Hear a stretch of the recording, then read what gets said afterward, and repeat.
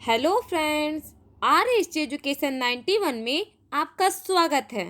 मैं आप लोग के लिए बिहार एक परिचय के सारे ऑब्जेक्टिव टाइप्स क्वेश्चंस करवाने वाली हूँ।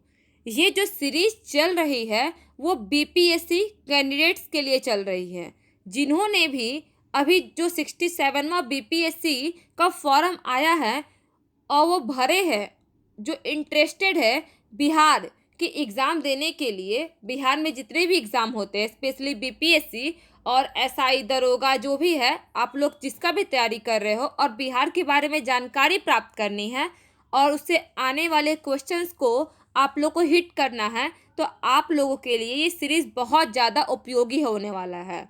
तो चलिए देर ना करते हुए अपनी सीरीज़ को मैं स्टार्ट करती हूँ। आज हमारा पहला टॉपिक क्या है? महावीर महावीर का और महात्मा बुद्ध का, ये दोनों को दोनों चैप्टर में आज खत्म करवाने वाली हूँ। तो चलते हैं क्वेश्चन की ओर। पहला है जैन धर्म।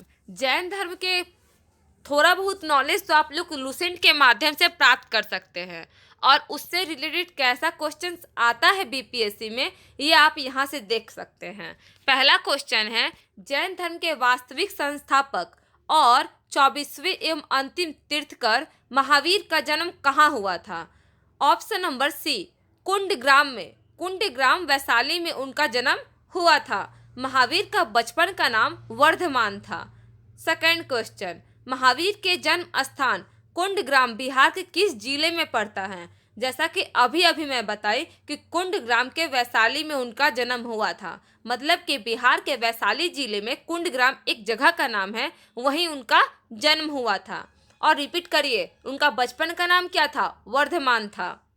महावीर स्वामी के पिता सिद्धार्थ का संबंध था। सिद्धार्थ का संबंध किस चीज से था? मतलब कि इससे दो क्वेश्चन आया कि महावीर स्वामी के पिता का नाम क्या था? सिद्धार्थ था। और जो सिद्धार्थ उनके पिता थे वो किससे संबंधित थे? वज्जी संघ से संबंधित थे। वज्जी संघ से संबंधित थे। सिद्धार्थ वज्जी संघ के एक गणराज्य कुंडग्राम के सात्विक क्षत्रियों के प्रमुख थे। सात्विक क्षत्रियों के प्रमुख कौन थे? सिद्धार्थ थे, उनके पिताजी थे। क्वेश्चन नंबर 4, महावीर स्वामी की माता त्रिशाला राजकुमारी थी। ये कहाँ की राजकुमारी थी? और त्रिशाला का और एक नाम था, क्या नाम था? विदेह दत्ता। विदेह दत्ता। और ये पता किसकी बहन थी? ये राजा चेटक की बहन थी। और चेटक कहाँ का राजा था? तो लिच्छवी का राजा था। तो ऑटोमेटिकली वो बन जाएगी राजकुमारी। जब राजा राजा की बहन थी वो, तो अपने से बन गई ना वो राजकुमारी। तो कहाँ की राजकुमारी थी? लिच्छवी की राजकुमारी थी। देखिए, व्याख्या में लिखा हुआ है कि त्रिशला लिच्छवी प्रमुख चेटक की बहन थी। नेक्स्ट क्वेश्चन 5, महावीर स्वामी ने अपना अंतिम उपदेश दिया था। अपना अंतिम उपदेश उन्होंने जहाँ दिया था वहीं उन्हें निर्वाहन मतलब मृत्यु की प्राप्ति भी हुआ था। पावापुरी। पावापुरी में उनकी अंतिम समय चला, मतलब कि अंतिम समय मतलब कि उनकी मृत्यु हुआ और वहीं उन्होंने अपना अंतिम उपदेश भी दिया था। क्वेश्चन नंबर 6 में भी वही है, महावीर की मृत्यु या निर्वाहन कहाँ हुई थी? तो निर्वाहन कहाँ हुई थी? पावापुरी में हुई थी। और अपना अंतिम उपदेश भी उन्होंने पावापुरी में ही दिया था। नेक्स्ट क्वेश्चन, अब पावापुरी नालंदा जिले में स्थित है।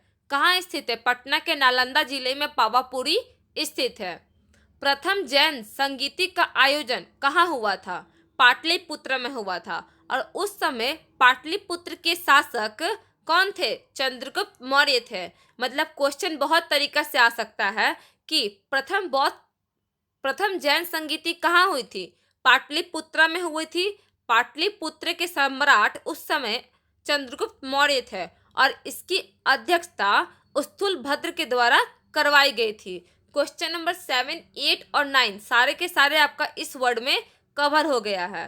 पहला में है आयोजित कहाँ हुआ था? तो पाटलिपुत्र में हुआ था। दूसरा में है शासक कौन थे? चंद्रगुप्त मौर्य थे। और तीसरा मतलब कि क्वेश्चन नंबर 9 में है कि अध्यक्षता किसने किया था? तो स्थूलभद्र ने किया था। और स्थूलभद्र जो थे वे श्वेतांबर थे। और दिगंबर के प्रमुख कौन थे? भद्रबाहु थे, जिन्हों जिनसे ही चंद्रगुप्त मौर्य ने जैन धर्म की शिक्षा ग्रहण की थी। कभी कभी क्वेश्चन ऐसे भी करके पूछा जा सकता है। नेक्स्ट क्वेश्चन, प्रथम बौद्ध संगीति का आयोजन पाटलिपुत्र में हुआ। ये तो हम लोग जान गए हैं, लेकिन उसमें क्या कार्य हुआ?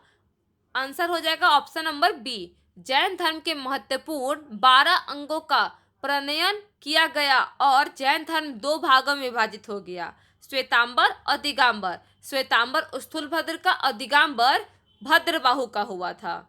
आप लोग कहानी इसका जानते होंगे, मैं इसमें डिटेल वीडियो नहीं करवाने वाली हूँ। आप लोग को अगर इसका डिटेल वीडियो देखना है तो हमारा चैनल में भी ये डाला हुआ है, जो कि सर के माध्यम से बहुत पहले ही डाल दिया गया है। आप लोग उसे भी देख सकते हैं, नहीं तो लूसेंट किसी बुक का भी मदद आप लोग ले सकते हैं। क्वेश्चन नंबर 11, जैन धर्म के 12वें तीर्थंकर वसु पूजने का जन्म स्थली क्या था? पटना था। आप लोग नॉर्मली अगर किसी भी चीज़ का एग्जाम दे रहे होंगे तो ये क्वेश्चन कभी भी नहीं पूछेगा, लेकिन अगर बिहार का दे रहे हैं तो ये क्वेश्चन इंपॉर्टेंट हो जाता है। क्यों हो जाता है? क्योंकि जो 12वें तीर्थंकर थे उनका जन्म कहाँ हुआ था? पटना में ही हुआ था, और जो उनका नाम क्या है? वासु पूजनीय नाम है। चलिए, क्वेश्चन तो सारा ये खत्म हो गया है। अब आगे चलते हैं बौद्ध धर्म के बारे में। बौद्ध धर्म के बारे में पहला क्वेश्चन है, बौद्ध धर्म के संस्थापक गौतम बुद्ध ने गृह त्याग के उपरांत सर्वप्रथम कहाँ गए थे? वे गए थे वैशाली के समीप अलार कलाम के आश्रम में गए थे। जैसा कि पहले भी हम लोग पढ़ चुके हैं कि उनका हम लोग का मतलब कि सॉरी एक मिनट, महात्मा बुद्ध कौन थे? तो महात्मा बुद्ध बौद्ध धर्म के संस्थापक थे, और उन्होंने घर को त्यागने के बाद सबसे पहले कहाँ गए थे? तो वैशाली के समीप अलार कलाम के आश्रम में गए थे। मतलब उनके प्रथम गुरु का नाम क्या हुआ? अलार कलाम हुआ। क्वेश्चन आता है, जिनसे ही उन्होंने किसकी शिक्षा ग्रहण की थी? सांख्य दर्शन की शिक्षा ग्रहण की थी। गौतम बुद्ध को कहाँ कौंडिन्य और 5 ब्राह्मण मिले थे? उरुवेला और बोध गया। बोध गया में एक जगह का नाम है उरुवेला। उरुवेला में ही उन्हें 5 ब्राह्मण या तो कौंडिन्य प्राप्त हुए थे, मतलब वहीं उन्हें मिले थे। क्वेश्चन नंबर 3, गौतम बुद्ध को ज्ञान प्राप्त हुआ था, किस जगह पर हुआ था? बोध गया में हुआ था। बोध गया में उन्हें ज्ञान की प्राप्ति हुई थी।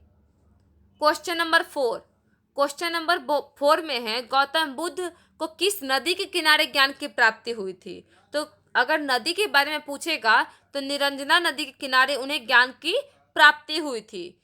उन्हें ज्ञान की प्राप्ति बोध गया में निरंजना नदी के किनारे, जिसको अभी फाल्गु नदी के नाम से जाना जाता है, एक पीपल के पेड़ के नीचे हुई थी। क्वेश्चन नंबर 5, राजगृह में आयोजित प्रथम बौद्ध संगीति में कौन से कार्य हुए? मतलब जैसा कि हम लोग जैन धर्म के बारे में पढ़े कि पहला में क्या हुआ था? पहला में हुआ था विभाजन। कौन कौन सा विभाजन हुआ था? तो श्वेतांबर और दिगंबर भी विभाजन हुआ था, जिसका पहला आयोजन कहाँ हुआ था? पाटलिपुत्र में हुआ था। पाटलिपुत्र के शासक कौन थे? चंद्रगुप्त मौर्य थे। ये जैन धर्म के बारे में बता रही हूँ। और अगर हम लोग बौद्ध संगीति के बारे में बात करूँ तो बौद्ध संगीति में पहला जो हुआ था आयोजन, वो राजगृह में हुआ था। और उसमें क्या कार्य हुए थे? तो बौद्ध की शिक्षाओं का संकलन सुत्त और विनय पिटक में हुआ था। बौद्ध की शिक्षाओं का संकलन सुत्त और विनय पिटक में हुआ था, और ये आयोजित 483 ईसा पूर्व में हुआ था। 483 ईसा पूर्व में हुआ था। द्वितीय बौद्ध संगीति वैशाली में हुआ था, और उसमें क्या कार्य हुआ था? उसमें हुआ था आपका ऑप्शन नंबर ए, बौद्ध धर्म 2 भागों में विभाजित हुआ था। कौन कौन से?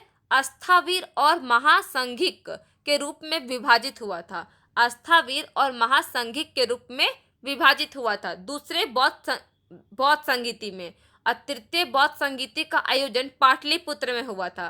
पहले बौद्ध संगीति का आयोजन राजगृह में, दूसरा हुआ था आपका वैशाली में, और तीसरा हुआ था आपका पाटलिपुत्र में। इसमें क्या कार्य हुए थे? तो इसमें क्या कार्य हुए थे? कुछ कठोर नियम बनाए गए थे, तथा अभिधम्म पिटक का संकलन भी हुआ था। निम्नलिखित में से किस नगर में महात्मा बुद्ध का घनिष्ठ संबंध रहा है? मतलब कि उनसे कुछ ना कुछ तो संबंध जरूर रहा है उस स्थानों से। तो बोध गया में ज्ञान की प्राप्ति हुआ था। राजगीर, वैशाली, सारे के सारे का संबंध महात्मा बुद्ध से ही है। क्वेश्चन नंबर 9, महात्मा बुद्ध ने पाटलिपुत्र के विनाश के कारणों का भविष्यवाणी की थी। उनमें से सम्मिलित थी बाढ़, अग्नि और आंतरिक कलह। ये तीनों के माध्यम से महात्मा बुद्ध ने कहा था कि पाटलिपुत्र का विनाश हो सकता है। और